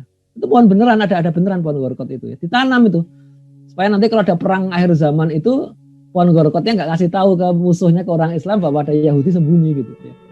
Ya kalau orang Yahudi yang ilmuannya nggak percaya dengan hadis itu, tapi ya ada yang percaya tuh ada ya. Jadi ya ini bagian dari lucu-lucu gitu ya. Di sisi lain ada yang kemudian takut, dalam arti dia takut tapi berharap ya. Takut berharap kiamat segera terjadi dan selesai lah, penderitaan dia selesai. Ini ada agak berbahaya juga ya. Cuma alhamdulillah untuk orang Islam nggak ada yang sampai fatal ya. Tapi orang-orang dari pemeluk agama lain itu ada yang sampai fatal. Mereka melakukan bunuh diri massal. Pernah terjadi di Amerika. Di Amerika ada sekelompok sekte gitu ya. Satu sekte yang ya sekte Nasrani gitu ya. Tapi di Nasrani dianggap sesat gitu sekte ini. Itu mereka menyangka tahun 2000 itu terjadi kiamat ya. Tahun 2000 gitu, 2000 Masehi ya. Y2K itu ya dulu ya. Tahun 99 masuk tahun 2000. Ini mereka nyiapkan mau jual rumah, supaya semua hartanya disedekahkan lah, supaya mereka nanti akan kiamat tuh mereka sudah nggak ada tanggungan dan hartanya itu sudah jadi amal soleh semua.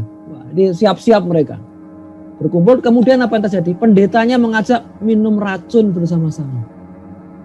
Sama-sama bagi racun tuh minum bareng-bareng. Yang mati banyak itu, mati konyol ya. Pendetanya nggak mati, karena pendetanya belum minum dia memastikan semua pengikutnya minum dulu. tertangkap duluan ya, itu masya Allah. Itu terjadi di Amerika lagi ya. Nah itu.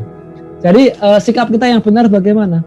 Sikap kita yang benar tidak berlebihan ya, karena ini kalau itu menyangkut amal ya, amal itu kita kerjakan. Tapi kalau menyangkut berita ya sudah kita terima. Tidak usah kita, ini kan bagian dari masa depan yang kalau itu bukan bagian dari usaha kita, bukan bagian dari ikhtiar, maka dia adalah qada. Yang akan terjadi terjadilah ya. Yang kita tidak tahu akan terjadi ya sudah serahkan pada Allah. Tidak usah kemudian yuk kita cari menara putih di Damaskus, siap-siap supaya Nabi Isa bisa turun. Nggak ada gunanya kayak gitu. Ya. Itu akan terjadinya natural aja nanti. Ya. Demikian juga kita siap-siap latihan pedang, latihan tombak nanti untuk melawan Rom itu ya. Nah, sekarang Rom itu siapa? Rom itu sekarang negara-negara Eropa Barat ya, NATO ya, North Atlantic Treaty Organization. Mau perangnya pakai nuklir tuh mereka. Masa kita pakai pedang ya? Jadi ini berita akhir zaman ini harus kita sikapi dengan cerdas ya. Kalau kita sikapi nggak cerdas ya kita ditertawakan sama orang-orang kafir ya. Ini orang Islam ini lucu-lucu nih. Kita malu juga kita ini lucu-lucu ini. Padahal kalau kita pegang hadis yang terakhir tadi ya, kalau kamu masih punya sebuah tunas pohon ya, meskipun kamu tahu sore nanti kiamat, tanamlah. Itu ikhtiar. Ya.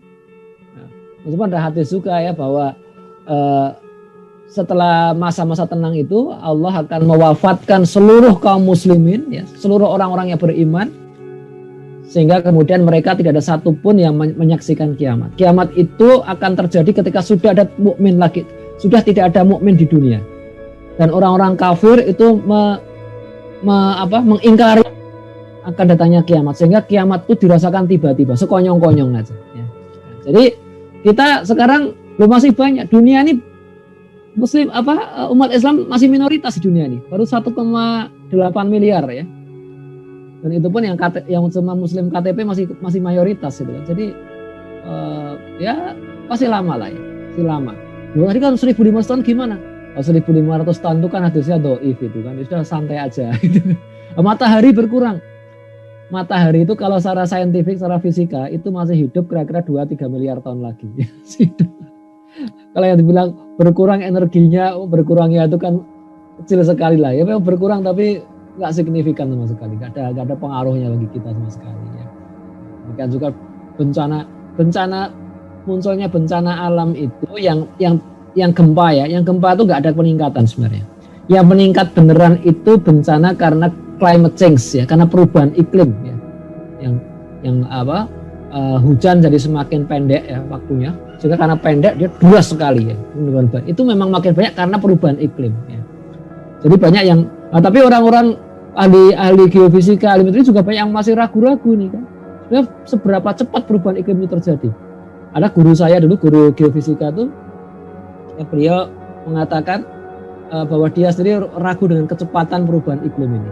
Dia mengatakan sebelum orang-orang pada mati karena perubahan iklim, karena suhu bumi meningkat pesat, jangan-jangan mereka sudah sesak nafas duluan karena polusi gitu ya. Jadi seperti itu, jadi kita nggak tahu ya. Baik, ada lagi pertanyaan mungkin? Banyak juga nih pertanyaan. Ya baik, ada pertanyaan nih. Saya coba bacakan sebetulnya tadi juga ada pertanyaan terkait ini, Ustadz. Ketika di akhir zaman itu senjata-senjata yang teknologi canggih katanya sudah tidak berlaku seperti yang tadi sudah dibahas gitu ya. Iya. Sampai kembali ke tadi tombak, pedang gitu ya, seperti itu ya. Kalau saya baca justru ada yang mengkaitkan dengan sains, di mana kutub bumi atau misalkan magnet itu tidak, ya katakan hilang gitu ya, tidak berfungsi, teknologi tidak berfungsi. Ini bagaimana pandangannya Pak Prof? Ya, jadi berubahnya kutub magnet itu sesuatu yang tidak bisa dipastikan pernah terjadi ya. Itu kan dari batuan magnet yang terpendam ya, sehingga orang menduga ya berapa puluh ribu tahun yang lalu ya bilang 70.000 tahun, ya bilang jutaan tahun, itu mungkin kutub magnet pernah berubah ya, terbalik gitu, yang dulunya kutub magnet selatan jadi kutub magnet utara dan sebaliknya. Tapi itu nggak bisa dipastikan ya, karena juga ada fenomena geodinamik. Geodinamik itu benua-benua ini bergeser dan itu lebih akurat itu. Artinya sebuah batu yang mengandung magnet yang dulu mengarah utara selatan magnet sekarang, tapi karena geodinamika ya, benuanya bergeser sehingga terbalik begitu ya. Bisa juga, ini susah memastikannya karena rentang waktunya itu rentang waktu geologis. Kalau kita bicara rentang waktu geologis itu jutaan tahun ya. Jutaan tahun. Jadi bukan cuma 1 hari 1000 tahun, tapi 1 hari 1.000.000 tahun. itu susah itu seperti itu. Nah kemudian apakah perubahan magnet itu bisa merubah senjata modern? Saya kira enggak ya, karena senjata modern itu ada yang terpengaruh gelombang elektromagnetik, ada yang enggak ya. Pistol atau revolver itu tidak terpengaruh magnet, enggak ada urusannya. Yang terpengaruh magnet itu adalah senjata yang menggunakan elektronik ya. Jadi memang ada senjata yang menggunakan elektronik, misalnya rudal ya. Rudal itu kan ada radarnya, ada elektroniknya lah. Itu kalau terkena gelombang kejut elektronik, itu bisa rusak elektroniknya, rusak semua. Gelombang kejut elektronik itu namanya EMP ya, electromagnetic pulse. Itu terjadi kalau ada ledakan nuklir. Jadi kalau ada nuklir meledak, tapi itu juga nggak jauh sekali ya. Jadi Amerika tuh dulu melakukan serangkaian tes nuklir ya, Amerika juga Rusia, dan itu ketika nuklir itu meledak di udara, di atmosfer ya, itu pada jangkauan berapa puluh kilometer itu semua perangkat elektronik rusak ya, rusak. Tapi ya nggak seluruh dunia yang rusak ya, faktanya juga masih ada semua. Ya jadi jangan terlalu parno lah ya. Jadi itu yang jadi saya kira elektronik akan terus bisa dipakai ya, dan kalaupun rusak juga bisa dibuat lagi, bisa, karena selama ilmuannya masih ada, selama resepnya masih ada ya itu ya. Jadi tapi kalau misalkan nanti rusak semua, sedunia rusak semua ya, sehingga pakai pedang dan ya zaman Utsmani itu belum ada elektronik ya, itu sudah ada meriam ya, sudah ada ya, senjata api sudah ada lah. Kemudian matahari terbit dari barat. Itu ya mungkin zaman saya tadi belum sebutkan ya, secara secara imani ya, kalau kita bicara hadis ya kita percaya, tapi secara saintifik itu hanya terjadi kalau ada bencana kosmik, bencana skala kosmik ya. Jadi kalau kita bicara saintifik itu ada rentang usia secara geologis jutaan tahun, ada bencana skala kosmik secara astronomi. Apa itu? Itu kalau bumi berbenturan dengan benda langit yang masif ya, atau terpengaruh benda langit yang masif sehingga arah rotasinya berubah. Jadi matahari terbit dari barat itu hanya mungkin jadi kalau rotasi bumi berbalik arah. Ya. Sekedar kejatuhan meteor aja nggak bisa membuat bumi berbalik arah. Sekedar magnet pindah aja nggak bisa membuat bumi berbalik arah, ya. Nggak bisa. Ya. Itu. Jadi barat bumi berputar itu kan dari barat ke timur. Kalau matahari terbit dari barat berarti rotasi bumi berubah dari timur ke barat. Ya. Itu harus ada bencana skala kosmik, ada black hole yang mendekati bumi, seperti itu. Nah, dan kita harus ingat zaman Nabi memang jangankan rotasi bumi bulat atau datar saja orang belum tahu zaman Nabi. Jadi hadis-hadis ini hadis yang doni dalalah ya, atau mutasyabih ya, mutasyabihat. Ya. Jadi kita nggak bisa menyimpulkan secara jelas ya apa yang terjadi. Ya, ada lagi barangkali? Bagaimana kita menyikapi ini ya, mungkin ya, menyikapi hadis-hadis atau khobar-khobar zoni mungkin ya, yang betul, secara hujah itu atau secara ibrohnya itu tidak sampai kepada qot'i sehingga menghantarkan kepada ilmu kepada yakin gitu ya, hingga 100% tasdikul jazm gitu ya. Jadi bagaimana menyikapinya tuh ya cukup membenarkan dan tidak perlu menggali-gali sampai detail gitu ya ininya akhir zaman ini. Kalau di surat Ali Imran itu malah dicela itu ya.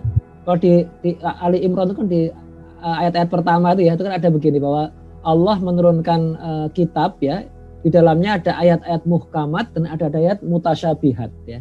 Dan orang-orang yang ada penyakit dalam hatinya, mereka cenderung pada yang mutasyabihat untuk menggali-gali, untuk menakwil-nakwilkan, padahal tidak ada yang tahu takwilnya kecuali Allah. Ini bahaya nih ya, bahaya. Ya. Jadi kalau Quran aja ada yang mutasyabihat, apalagi hadis ya. Hadis itu kalau mutawatir itu baru sederajat Quran. Ya. Lah hadis-hadis yang cerita akhir zaman itu nggak ada yang mutawatir, nggak ada yang mutawatir. Meskipun sahih ya, dia riwayat Bukhari Muslim, tapi tidak mutawatir. Apalagi isinya mutasyabihat ya. Jadi pasti doni itu. Nah itu kalau kita mengacu pada surat Ali Imran itu ya, itu kalau kita mengorek-orek, menakwil-nakwilkan ini asyik memang ya, tapi itu melalaikan pada hal yang jelas diwajibkan dan itu dicela oleh Allah. Oke, ada lagi? Ya, baik. Atau bagaimana Pak Prof, seandainya misalkan ada yang berpandangan justru ungkapan-ungkapan atau khobar-khobar tadi misalkan dengan tanda-tandanya akhir zaman ini ungkapannya itu ya ungkapan majazi, sehingga contoh misalkan nih ya terkait Imam Mahdi, ada yang mengatakan ini sosok yang majazi, kemudian Dajjal yang majazi gitu ya. Nah, apakah akhir zaman ini yang dimaksud di hadis-hadis itu tuh ungkapan yang majazi juga gitu ya, sehingga ketika diprediksikan misalkan ternyata tadi disampaikan ada seorang imam yang memprediksikan di awal abad 15 itu ya akhir zaman, ternyata kan sekarang justru sudah memasuki abad 15 penghujungnya gitu ya, ini ya gitu ya, pertengahan sekarang pertengahan mau ujung gitu ya. Nah ini kan berulang kali gitu ya, ternyata bisa dikatakan dalam tanda kutip mungkin seperti meleset gitu ya. Nah, apakah memang ada ungkapan majazi di hadis akhir zaman ini, Pak Prof? Ya kalau suatu ungkapan itu mutasyabih ya itu kemudian memang muncul berbagai tafsir tadi.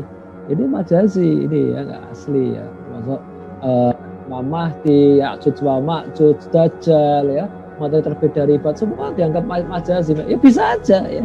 Tapi kalau majazi jadinya nggak ada ujungnya kan. So kalau majazi semua orang bisa mengarang ini majazi ya. Yang pasti tidak majazi itu hari kiamatnya ya. Kalau hari kiamatnya terus hari kiamat tuh majazi ya repot nanti. Hari kiamat tuh nggak majazi itu yakin ya. Cuma kiamat itu yang penting bukan kehancuran alamnya kok. Ya, kehancuran alam itu sebab saintifiknya banyak, sangat mungkin terjadi ya. Tanpa tanda-tanda tadi bisa terjadi hari kiamat yang fisik gitu ya. Jadi munculnya asteroid yang menghantam bumi bisa kiamat loh. Kalau tadi asteroid yang saya sampaikan tadi itu energinya itu 5,5 juta atom Nagasaki, itu kiamat dalam arti fisik ya. Seluruh dunia punah itu bisa ya. Dan dulu pernah terjadi itu. Yang memunahkan dinosaurus. Dinosaurus itu faktanya ada ya. Ada fosilnya itu. Berarti kan dulu pernah hidup semua dinosaurus itu. Tapi bisa punah. Manusia juga bisa punah. Tapi kiamat itu yang diingkari oleh orang-orang kafir itu bukan kehancurannya, tapi kebangkitannya. Ya. Ini kalau sudah pada mati ini bagaimana bisa bangkit lagi? Ini orang-orang kafir mengingkari fakta itu. Ya. Apalagi setelah itu ditanya, diminta pertanggungjawaban. Wah, ini pusing orang-orang kafir itu. Ya. Jadi kiamat bukan sesuatu yang majazi. Kiamat itu pasti akan terjadi. Tapi tanda-tanda kiamat itu multitafsir. Ya. Jadi ya silakan aja, tapi jangan habisin waktu lah ya. Jadi kita apa yang diperintahkan Allah jalankan saja. Ya. Termasuk tadi menanam tunas itu jalankan saja. Ya. Makanya saya yakin orang-orang yang memperjuangkan tegaknya kembali khilafah itu tidak dimotivasi oleh hadis-hadis akhir zaman, tidak, sama sekali tidak. Jadi bohong itu kalau orang-orang liberal menuduh itu para pejuang khilafah itu kan mengikuti hadis akhir zaman tuh. Padahal hadisnya itu ada perawinya itu yang cacat itu kan. Loh, ini konyol. Padahal enggak pernah itu ya. Ya. Jadi tidak boleh kita kalau seandainya orang meyakini hadis ahad itu harus dipakai, maka orang yang hadis itu harus dipakai dalam akidah ya. Itu orang yang tidak meyakini bahwa khilafah akan tegak lagi jadi kafir dong ya. Enggak, saya tidak percaya ada satupun pejuang khilafah yang mengatakan bahwa orang yang tidak percaya bahwa khilafah akan tegak itu kafir. Enggak ada itu ya. Hadisnya itu hanya penyemangat aja ya. Seperti dulu bahwa Konstantinopel akan ditaklukkan. Tapi kalau yang nggak percaya Konstantinopel akan takluk, ya nggak kafir juga. Enggak. Ini kan hadis yang doni, apalagi dia tidak mutawatir. Oke, ada lagi? Ya, Masya Allah ya. Maka kalau saya sendiri sih ini Pak Prof, betul tadi apa yang disampaikan terkait kiamat itu kan memang sangat-sangat ya goib gitu, tidak ada yang bisa memprediksikannya, hanya hatta mungkin tadi di kitab-kitab para ulama juga tadi disampaikan ternyata sudah berlalu, sejarah terus berjalan gitu ya. Nah ini sebagaimana mungkin yang disampaikan dalam hadis, mungkin ada seorang sahabat ya dulu pernah bertanya, kalau tidak salah bunyi hadisnya seperti ini, mata sa'ah gitu ya, kapankah ya Rasulullah kiamat? Nah, Rasulullah sendiri tidak menjawabnya, justru balik nanya gitu, limadza a'dadta laha, ya, apa yang sudah engkau persiapkan gitu ya. Tidaklah syai gitu, ila anna uhibullah wa rasulih gitu ya. Ya. Saya hanya mencintai Allah dan Rasulnya gitu ya. Gitu. Ya. Jadi justru balik nanya gitu. Ya. Apa yang udah engkau persiapkan? Ya mungkin ya seperti itu ya, Pak Prof. Seperti itu ya. Ya. Jadi kita beramal soleh sebaik-baiknya, karena kiamat suhro ya, kiamat suhro itu kematian kita itu pasti lebih dulu daripada kiamat kubro gitu kan ya. Gitu. Jadi membahas ya tadi sekali lagi membahas akhir zaman itu asik ya. Tapi ini ya, cerita akhir zaman itu kan nggak cuma di umat Islam. Umat Nasrani juga pernah mengalami euforia yang sama ya. Jadi ketika tahun 1000 Masehi itu di Jerman itu diperintah oleh Kaisar Otto, dan itu waktu Jerman sedang sangat terpuruk ya. 1000 tahun itu Jerman itu sangat terpuruk. Ya. Itu di Jerman itu waktu itu banyak orang yang gandrung dengan kajian akhir zaman versi Jerman 1000 tahun yang lalu. Ya. Sehingga ketika di dunia Islam ya, di Baghdad itu Ibnu Sina sedang menulis kitab ensiklopedi kedokterannya ya. Kemudian juga ilmuwan-ilmuwan lain sedang asik mendiskusikan persoalan sains. Itu di Jerman itu para pemuka agama mereka, para pastor mereka sudah mengancam sebentar lagi Yesus akan turun membawa pedang dan api begitu kan.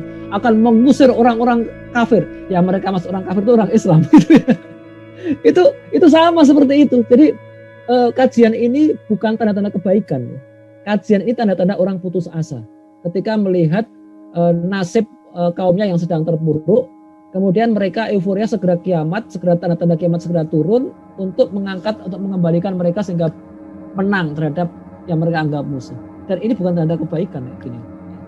Makanya kajian akhir zaman itu ya dalam pandangan saya itu tadi kita kembali pada Rasulullah tadi, itu hanya baik sepanjang kita kembalikan pada kita ya.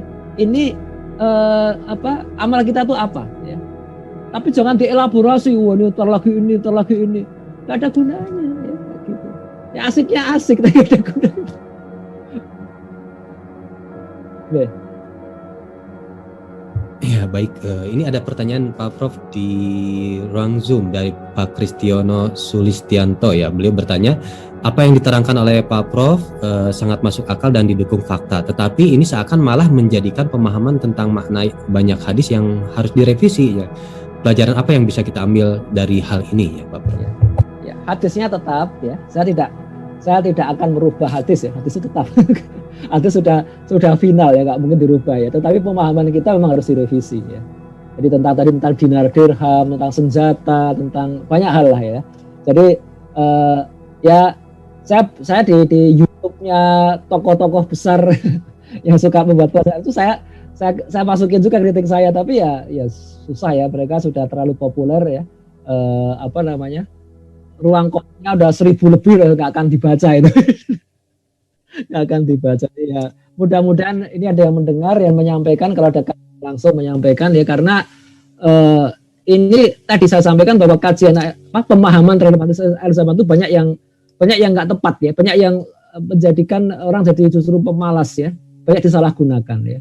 Tentang dinar dirham banyak yang kemudian salah. Saya banyak saya mendukung penggunaan dinar dirham, tapi kalau kemudian seolah-olah uang kertas itu maksiat ya, uang kertas itu pasti itu nggak benar juga ya. Uang kertas itu ada syarat-syaratnya ya, di mana dia bisa jadi maksiat bisa enggak ya.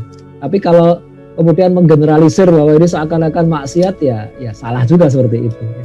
Karena celaan Nabi itu bukan celaan ya, bahwa kalau akan datang yang berharga dinar dirham itu ya zaman Nabi yang berharga cuma dinar dirham, nggak ada uang kertas ada zaman Nabi ya. Cuma yang dimaksud Nabi itu justru ada masa di mana orang itu hanya menghargai uang ya, tidak menghargai kesetiaan, tidak menghargai kecerdasan, tidak menghargai pengorbanan. Itu bahaya seperti itu. Sekalipun uangnya itu dinar dirham, kalau lebih utama dari yang lain bahaya itu ya.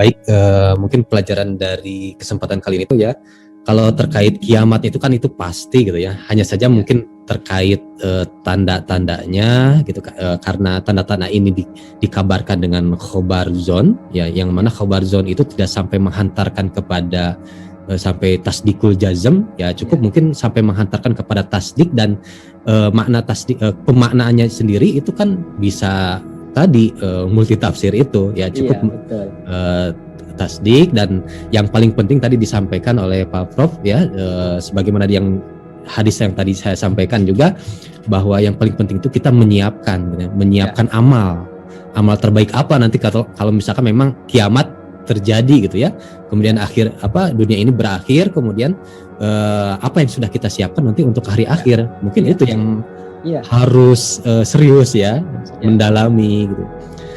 Nah baik, Pak Prof, sebetulnya di sini ada cukup banyak pertanyaan ya terkait, mungkin saya coba lihat lagi, tapi beberapa sudah dibahas tadi, sudah disinggung. Nah ini saya bacakan saja ya, mungkin dari Ferdian Syah di ruang YouTube. Beliau bertanya, Assalamualaikum, mau tanya Pak Ustadz, katanya ya, apa motif para imam membahas tentang kiamat? Apakah mereka melakukan hal yang tidak berguna? Ini dalam tanda kutip ya. Ya kalau motivasi silakan bertanya kepada para penceramah itu ya. Saya nggak tahu. Cuma memang gini ya. Ya ini lagi-lagi zaman akhir nih. Zaman akhir nggak cuma sekarang, sejak zaman Nabi sudah disebut zaman akhir. Jadi memang ada sebagian orang itu kalau ceramah itu tidak menyampaikan apa yang seharusnya jamaah itu tahu ya, tapi apa yang jamaah suka ya. Jamaah suka bicara tentang A ya bicara A ya. Padahal jamaah itu perlu tahu, wajib tahu tentang B, C, D, E, F, G sampai Z gitu kan ya. Karena Misalkan saya tanya tentang fardu kifayah saja ya. Kalau saya tanya ke satu jamaah dimanapun ya, berikan contoh satu fardu kifayah. Itu jawabannya rata-rata apa? Ya, mengurus jenazah. Itu jawaban klasik kalau fardu kifayah. Ya, anak SD udah belajar itu. Padahal dia banyak yang sarjana. Padahal fardu kifayah itu lebih banyak dari fardu ain. Ya. Menyiapkan kajian seperti ini, kajian online itu fardu kifayah. Ya. Kalau di masjid menyiapkan tempat wudhu itu fardu kifayah. Menyiapkan toiletnya itu fardu kifayah. Ya. Belajar teknik sipil untuk membangun bangunan apapun ya, bangunan masjid itu fardu kifayah. Banyak sekali. Ini kan harusnya orang tahu kan. Tapi juga banyak yang membahas ya. Nggak banyak. Nah, cuma kalau orang yang suka apa? Yang suka akhir zaman, bahas itu laris akhirnya. Karena asik. Wah, saya kalau lebih tahu dari orang lain jadi ini kalau motivasinya semacam itu, motivasinya biar laris itu sudah salah ya. Nah, tapi kalau motivasinya supaya orang kembali kepada Allah, itu insya Allah masih dapat pahala ya. Nah, jadi kalau motivasi masing-masing ya itu urusan dia dengan Allah. Silakan tanya ke masing-masing motivasinya apa. Ini yang dimaksud katanya. Mungkin nggak akan berani ngomong terus terang ya. Cuma ya kita nggak usah bahas motivasi lah. Yang jelas amal itu memang binniat. Innal a'malu binniyat. Tetapi itu ditujukan bagi amal yang sesuai syariat. Jadi kalau orang amalnya sesuai syariat ya, sholat ya, itu baru ditanya niatnya. Kamu sholatnya niatnya apa? Oh, niatnya biar jadi menantunya Pak Kiai gitu. Kan ada yang begitu ya. Jadi karena dia naksir anaknya Pak Kiai ya, Bapak Kiai, wah kamu naksir anak saya, iya. Kamu sholat di masjid 5 waktu sudah belum? Nah, dia rajin ke masjid. Niatnya karena biar diambil menantu Pak Kiai. Tapi kalau amal yang bertentangan dengan syariat, yang dicela oleh baginda Nabi, itu nggak peduli motif ya. Orang mencuri itu nggak ditanya motifnya apa. Orang berzina nggak ditanya motifnya apa. Oh, motifnya masih baik kok, nggak apa-apa. Nggak bisa tuh. Zina ya zina ya, mencuri ya mencuri ya. Minum mabuk-mabukan ya mabuk-mabukan. Nggak ditanya, saya motifnya baik Pak Ustadz. Saya mabuk-mabukan ini supaya lebih dekat kepada Allah. Nggak bisa. Nggak ada itu orang mabuk supaya dekat kepada Allah, nggak ada ya itu. Jadi ya bicara motif tadi, kalau makanya banyak membicarakan ayat mutasyabihat ya, termasuk tentang akhir zaman ya. Saya katakan banyak ya. Kalau sekali-sekali nggak apa-apa. Tapi kok itu terus ngaji, kok itu terus tentang akhir zaman terus. Itu kalau yang dibahas yang mutasyabihat itu bagian yang tercela ya. Itu kita nggak lihat motif lagi ya. Nah, tapi lain lagi kalau istilah akhir zaman itu hanya sekedar untuk tagline ya. Sekedar tagline. Jadi saya sampai mikir mungkin saya akan membuat sebuah buku judulnya Teknologi Akhir Zaman ya. Tapi dalamnya itu saya membahas tentang nuklir, tentang nanoteknologi, tentang 4.0. Saya kan gitu ya. Tagline aja ya. supaya ini asik nih. Ada ayat-ayatnya ada, tapi saya arahkan ke sana ya. Jadi kalau bicara astronomi akhir zaman ya tetap ayatnya ayat afala yang duruna ilal ibili kaifa khuliqat sama ikaifa atau wasama'i wat-thariq gitu kan, itu tentang langit kan. Di langit ada jalan-jalan orbit. Jadi tidak terkait dengan hari kiamatnya langsung ya. Ya kenapa kok judulnya teknologi akhir zaman? Saya lagi laris ini. Itu aja. Tapi itu kata teknologi akhir zaman sudah dipakai. Saya kemarin googling itu ada website judulnya teknologi akhir zaman. Isinya perusahaan yang jualan solar panel. Solar panel surya energi terbarukan ya, teknologi akhir zaman. Ya nggak apa-apa sih ya. Dia nggak jual, selama nggak jualan ayat ya. Jangan kemudian, oh ini solar panel ada ayatnya nih. Karena ada juga sekarang orang jualan obat ya, obat akhir zaman, dikit-dikit akhir zaman ya. Tapi ternyata obatnya itu nggak ada indikasi medisnya, nggak ada, itu ngarang aja dia ya. Itu nggak boleh kayak gitu, itu jualan ayat kayak gitu tuh ya. Oke. Tadi saya lupa menyampaikan di awal gitu ya. Saya sebetulnya ingin bertanya terkait ini ya, berita akhir zaman dalam dunia sains gitu ya. Sekarang secara penelitian sekarang kan banyak mungkin ya kejadian-kejadian atau bencana-bencana gitu ya. Kalau dalam pandangan sains ini seperti apa Pak Prof? Tadi sudah saya sampaikan kalau bencana itu ada dua yang besar ya. Bencana astronomis dari atas ya, bencana, maaf, 3 bukan 3 ya. Kalau yang sering terjadi itu bencana geologis, ya. Geologis itu gunung meletus, gempa bumi, tsunami termasuk ya. Kemudian bencana meteorologis ya, bencana dari atas. Dari atasnya tapi dari atmosfer itu banjir ya, termasuk banjir, badai ya. Nah, kemudian yang ketiga itu yang astronomis itu jarang terjadi ya. Bencana astronomis ada komet menghantam bumi itu sangat jarang ya, sangat jarang. Jatuhnya meteor ke bumi itu sering ya, sehari bisa 30 kali, tapi kecil-kecil ya, nggak signifikan, nggak jadi bencana ya. Nah, untuk bencana geologis ya, itu tidak ada peningkatan sebenarnya, tidak ada peningkatan ya. Jadi gunung meletus, gempa bumi itu nggak meningkat. Ada statistik yang ada itu jelas sekali. Tapi kalau bencana meteorologis ya, itu meningkat itu. Dan itu bisa dikembalikan ke perubahan iklim. Makanya dunia ini sangat serius ya, bagaimana supaya CO2 di atmosfer itu bisa diturunkan kembali ke status 50 tahun yang lalu.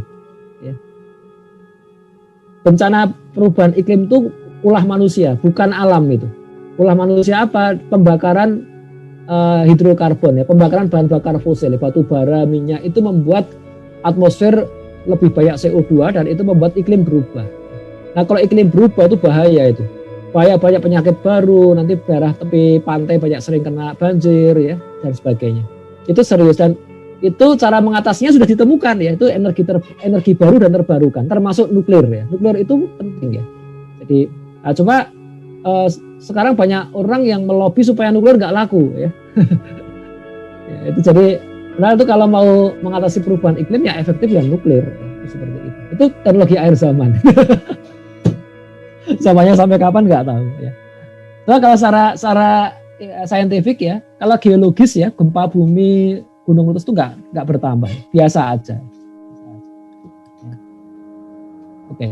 Ya baik, masya Allah ya Pak Prof. Sebetulnya inginnya masih banyak yang ditanyakan ini. Apalagi ini di YouTube juga ini ingin mengkonfirmasi ya terkait yang dimaksud tadi yang ini ada yang penanya yang tadi itu maksudnya itu katanya imam terdahulu ya ketika memprediksikan kiamat sampai tadi di awal abad 15 itu motifnya apa gitu tadi itu bukan penceramah sekarang gitu katanya bukan yang dimaksudnya itu sebetulnya tadi teh. Iya ya motifnya tadi ya gini lah. Jadi saya kasih tahu bahwa zaman itu ya ketika Islam lagi jaya-jayanya itu banyak ulama yang dalam tanda kutip itu gabut gaji buta, makan gaji buta, gak ada kerjaan lagi ya bingung. Saya punya kitab tuh judulnya adalah hukum menikah dengan jin. Coba masuk akal nggak hukum menikah dengan jin? Ada kitabnya itu, saya punya kitabnya itu ya. Jadi ya itu orang pasti kurang kerjaan kan ya, kurang kerjaan karena sudah semua bagian fikih sudah dibahas, saya bahas kayak gitu karena kurang kerjaan.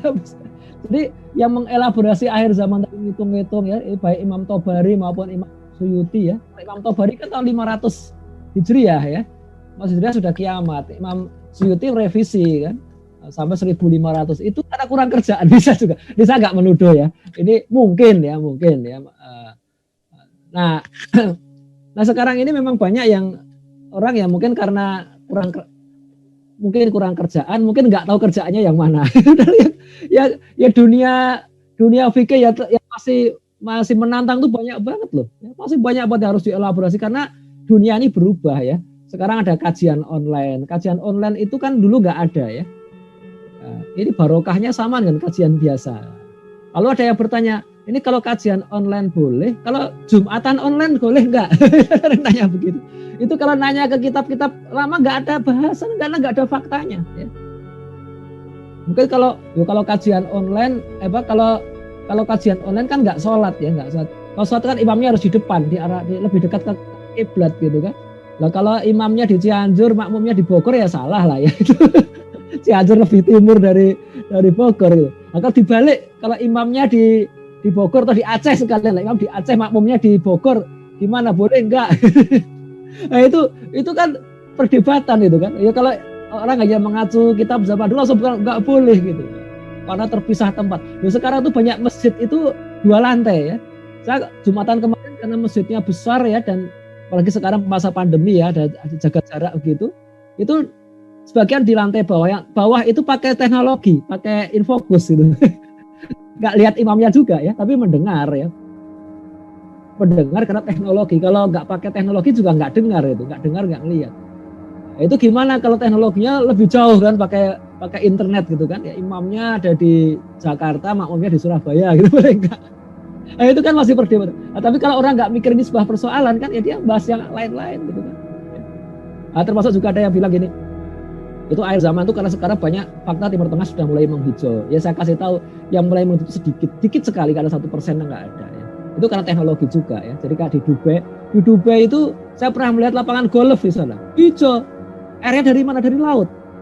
Air laut disalinasi ya, dihilangkan garamnya, bawa bikin lapangan golf. Ya, duitnya banyak mah nggak persoalan ya. Sultan mah duitnya banyak gitu kan, ya, nggak masalah gitu ya. Tapi itu bukan fakta yang menyeluruh kan ya. Termasuk juga ada yang lucu juga itu. Wah, itu ada videonya kan, sudah muncul air terjun di gunung-gunung, di Jabal Uhud ada air terjun. Ya habis hujan ya ada air terjun. Zaman Nabi juga sudah ada kayak gitu. Itu habis hujan itu airnya banyak. Tapi ya tunggulah 1 jam 2 jam yang habis airnya nggak ada lagi. Ya. Atau ini salju sudah turun di Jazirah Arab. Zaman dulu juga ada salju, sudah sering gitu. Ya. Makanya bacalah kitab-kitab lama itu, ini kitab Tarikhul Khulafa yang tadi saya sampaikan ya, Imam Suyuti itu ditulis 500 tahun yang lalu ya. Itu sudah ada itu. Jadi jangan dikira salju baru turun sekarang. Zaman dulu juga sudah ada salju itu ya. Cuma nggak tiap tahun muncul. Jadi karena Jazirah Arab itu daerah iklim sedang dia. Ya. Jadi memungkinkan salju turun. Cuma memang nggak setiap tahun ada salju di sana. Gitu. Jadi tergantung musimnya kapan ya. Dan tidak semua dicatat juga ya. Jadi sekarang kan zaman media sosial ya. Banyak orang-orang yang wah langsung di film share gitu kan ya. Orang yang menerima langsung tambahin captionnya. Padahal orang yang memotret pertama itu nggak ada captionnya. Ya. Saya baru berapa hari yang lalu itu menerima video itu juga begitu kan. Ada video beredar ya, bunyinya begini, makam Abu Lahab masih bau bangkai sampai hari ini. Makam Abu Lahab. Itu videonya itu yang bikin orang Indonesia. Ada orang Indonesia berapa orang, 3 orang gitu kan. Jalan-jalan di sekitar Mekah. 1,5 kilo dari Masjidil Haram itu ada gundukan ya, bukit kecil lah. Itu namanya Jabal Abu Lahab itu namanya ya. Dulu konon itu rumahnya Abu Lahab di situ. Mereka naik ke situ, ya tanya ke orang yang tinggal di situ, benerakah ini Jabal Abu Lahab? Ya sahih gitu kan ya, oke. Tapi nggak bau ya, nggak ada bau. Orang juga nggak tahu makamnya di mana, juga nggak tahu ya. Nah, cuma memang di jalan ke sana itu banyak rumah kosong ya, banyak rumah kosong. Nah rumah kosong itu bau bangkai tikus, saya kira bangkai tikus ya. Biasanya kan rumah kosong ada tikusnya gitu kan, mati ya nggak ada yang ngurusin ya bau bangkai. Nah, terus itu jadi di dalam video itu full saya tonton sampai selesai, itu nggak ada satupun kata makam Abu Lahab masih bau bangkai, nggak ada. Tapi ada captionnya ya, makam Abu Lahab masih bau bangkai sampai sekarang. Itu ada yang share ke saya, benarkah ya? Saya lihat videonya, nggak benar itu. Itu banyak orang sekarang ini kacau ya dia. Umat akhir zaman tuh kayak gini, literasi akhir zaman. Kacau. Ya Allah, kita nggak inginlah seperti ini. Kita ingin umat ini makin baik ya. Umat ini jadi kalau ada yang bertanya tadi apakah ekonomi Islam itu akan bangkit akhir zaman? Iya, kalau literasi umat meningkat. Tapi kalau literasi umat seperti ini ya, hobinya share berita yang nggak jelas begitu, itu tidak akan bangkit umat. Atau para ulamanya yang diomongin tanda-tanda hari kiamat melulu, tapi tidak ngomong ekonomi Islam kayak apa, ya nggak akan bangkit ekonomi umat ini. Kecuali kalau ekonomi akhir zaman dibahas hanya sebagai tagline ya, sebagai daya tarik saja, nggak apa-apa kalau itu kan ya. Tapi isinya nggak tentang tanda-tanda hari kiamat ya, yang mutasabihat tadi isinya tentang bagaimana menjauhi riba, bagaimana akad-akad yang syar'i ya. Jadi kajian ngaji subuhnya Ustaz Dr. Dwi Condro boleh aja, nanti kajian ekonomi akhir zaman. Tapi isinya kan itu yang penting isinya ya. Ya cuma memang tadi orang-orang tuh ya ada yang hobinya itu kalau mikir kajian ekonomi yang disampaikan Ustaz Dr. Dwi Condro kan berat itu kan ya, bos uang fiat, wah berat ini, wah sampai mengepul ini rambutnya itu kan ya. Tapi kalau akhir zaman kan asik ini, wah habis ini pasti khilafah tegak, Imam Mahdi datang, nanti perang dengan Romawi, nanti Dajjal turun, yang Nabi Isa turun, selesai kita semua masuk surga. Ini gitu, nggak semudah itu. Allah itu tidak akan, Allah itu mengatakan begitu, am hasibtum an tadkhulul jannah, ya. Apakah kalian menyangka akan masuk surga, ya? Padahal umat sebelum kalian itu telah diuji. Kita ini belum diuji, kita ini, ya. Ini ada 2 tempat tuh di Quran tuh yang mengatakan seperti itu. Jangan mengira kita dengan mudah masuk surga gitu kan. Nah, orang menyangka masuk surga itu udah cepat kalau segera kiamat, ya. Kalau kiamatnya masih lama tuh, bapak awak saya yang dulu meninggal tuh nunggunya lama banget. Enggak, jangan, orang yang sudah meninggal itu waktunya beda tuh, skala waktunya beda tuh. Nanti di hari kiamat itu, ya, itu ini sahih kalau ini, ya. Ketika Allah membangkitkan semua manusia, ya, itu orang-orang kafir itu langsung ngomong begini, wah ternyata kita ini hidup kayak baru kemarin meninggalnya itu, begitu cepat berlalu itu. Jadi mereka tidak menunggu ribuan tahun, enggak, ya, cepat sekali, ya. Jadi itulah, ya. Jadi kenapa? Karena skala waktunya itu beda, ya. Waktu di akhirat juga beda, ya. Itu aja, ya. Baik, terima kasih Pak Prof, ya Masya Allah, ya. Yang penting mungkin bagi kita ya di sini, ketika mendapati hadis-hadis atau khobar-khobar akhir zaman, minimal sebagai ini aja, sebagai memotivasi supaya kita tuh ya tadi menyiapkan amal, dan itu yang sebetulnya yang paling penting tuh menyiapkan amal terbaik untuk hari akhir. Untuk hari akhir.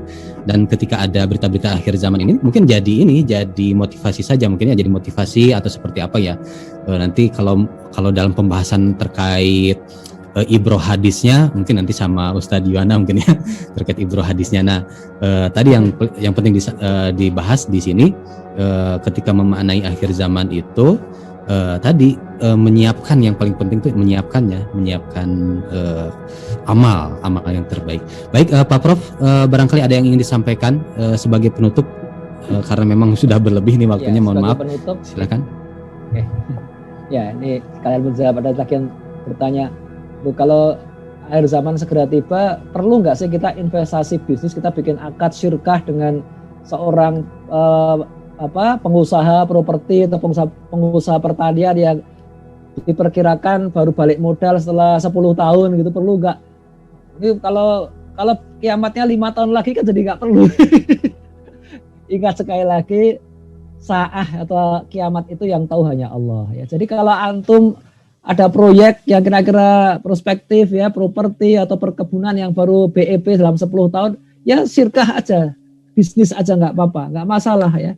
Akhir zaman itu akan juga, jadi bukan terus kan, wah kita nggak usah syirkah, uangnya sedekahkan, saya wakafkan, selesai.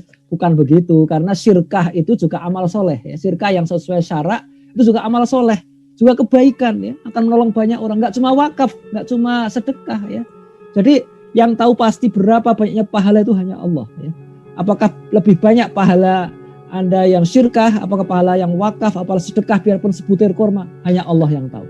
Jadi marilah kita maksimalkan segala kesempatan kita, ya, dan kiamat diyakini akan datang, kita siapkan amal sebaik-baiknya. Mudah-mudahan Allah menghitung amal kita yang kecil atau yang besar. Kita nggak tahu mana amal kita yang kecil atau yang besar yang akan membuat kita masuk jannah dari Allah. Demikianlah, mohon maaf kalau ada yang kurang. Billahi taufiq wal hidayah. Assalamualaikum warahmatullahi wabarakatuh. Waalaikumsalam warahmatullahi wabarakatuh, ya Masya Allah, ya. Terima kasih Pak Prof, penjelasannya luar biasa nih, ya. Mudah-mudahan menjadi pelajaran bagi kita semua yang hadir di sini. Mudah-mudahan dikaruniakan pemahaman atas apa yang tadi dikaji, ya, dari awal, ya. Silakan nanti bisa simak ulang. Kalau misalkan seandainya di sini ada yang baru hadir, silakan putar ulang di channel Ngaji Subuh, di YouTube Ngaji Subuh. Terutama di ini, ya, di kajian sains dan teknologi, sebetulnya sudah disediakan playlistnya, kajian bersama Bapak Profesor Fahmi Amhar. Silakan bisa diputar ulang di kajian-kajian sebelumnya juga, silakan. Baik, terima kasih yang sudah hadir menyimak di ruang YouTube, Facebook, Instagram, termasuk di ruang Zoom, ya. Terima kasih untuk senantiasa stay tune di program ngaji subuh ya. Kita berdoa mudah-mudahan setiap apa yang kita lakukan ini Allah karuniakan keikhlasan dan keistiqomahan. Insyaallah amin ya Allah ya rabbal alamin. Baik, untuk menambah keberkahan kita tutup dengan membaca surat Al-Asr, hamdalah dan doa kifaratul majlis. A'udzubillahi minasyaitonir rajim.